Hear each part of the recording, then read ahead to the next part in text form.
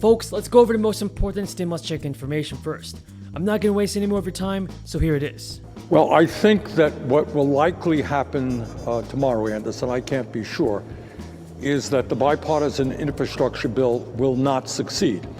And that's what I think is the right thing, and I support the progressives in the House for doing that. And the reason for that is that what the president campaigned on, what the president wants, what the American people want, what 95% of the members of the Democratic caucus in the House and the Senate want, are two major pieces of legislation. And that is to rebuild our crumbling infrastructure, very important. Lawmakers have only 2 weeks now to lift or raise or suspend the debt limit and prevent an economic disaster. But Senate Republicans are refusing to help Democrats get it done. Today, President Biden called them hypocritical, dangerous, and disgraceful.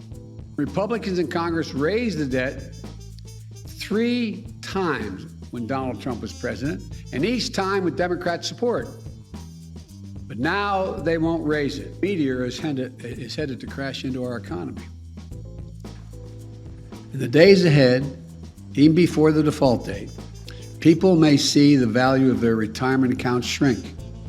They may see interest rates go up, which will ultimately raise their mortgage payments and car payments.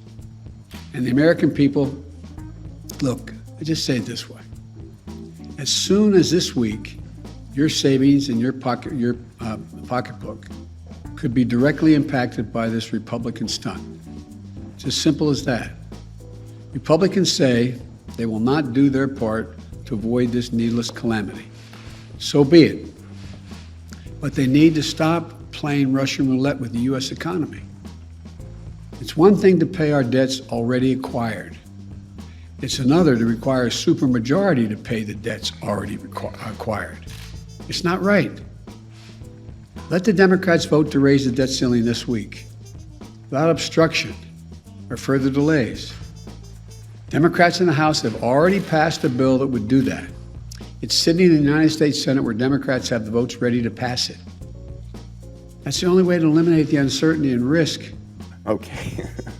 Madam President, on the day that this majority commenced its work, I promised that this chamber would meet the challenges that face our nation, not with timid solutions, but with boldness and with courage.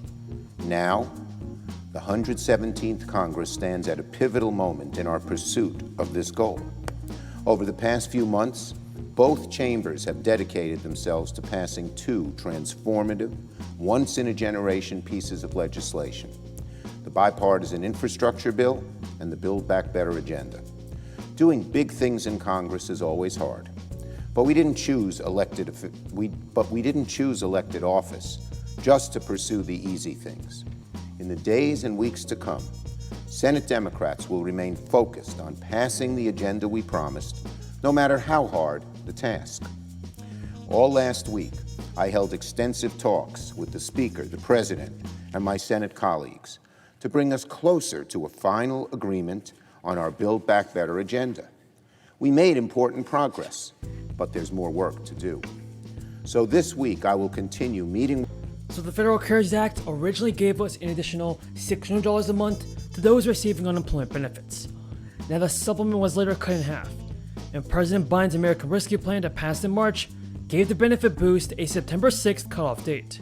But in the spring, 26 states in total said they would cut the extra $300 a week in federal assistance before it officially ended. And that's as some employers and Republican lawmakers said additional money was discouraging people from returning to work. Andrew Stetner, a senior fellow at the Synergy Foundation, said the hypothesis that Republican governors were predicting has been disproved. Multiple sources reviewed data from 24 states. So have you or anybody that you know been receiving unemployment benefits? And do you believe that the unemployment benefit boost from President Biden helped families out in America? Tell me what you think in the comments below, everybody. So while those states did see a bigger decline by one metric, ultimately the unemployment rate dipped by nearly the same rate as those that continued the extra benefits throughout the summer. And that's because while states that ended the $300 check before September saw their employment rate rise faster than it appears in June, those rates then fell in late July and August. The rise of the crisis likely complicated the data in states that stopped the supplemental aid. that stopped the supplemental aid. Economists have disagreed about whether the federal boost to unemployment assistance stifled job searches, though most say that most people would rather work than rely on benefits. Senator Kirsten Sinema slammed the decision to delay the vote this week on the bipartisan infrastructure deal. Sinema said in a statement that over the course of this year, Democratic leaders have made conflicting promises that cannot be kept. So, canceling the infrastructure vote erodes that trust in Americans. What are your thoughts on this, everybody? Why do you think that Nancy Pelosi is holding back her stimulus check and not voting on the infrastructure bill? Do you believe that she is doing all that it takes to help us out? Tell me in the comments below, everybody. In August, the $1.2 trillion bipartisan infrastructure bill passed through the Senate in a 69-30 vote. The bill sought to provide further funding for traditional infrastructure like repairing bridges and roads. The bill was negotiated by President Biden as well as Senate moderates from both sides of the aisle. The bipartisan bill was slated for a vote in the lower chamber this week. However, those chances were foiled when progressives signaled that they would tank the bill if a larger reconciliation bill with Democratic priorities was not passed. The vote was first anticipated to come up Monday.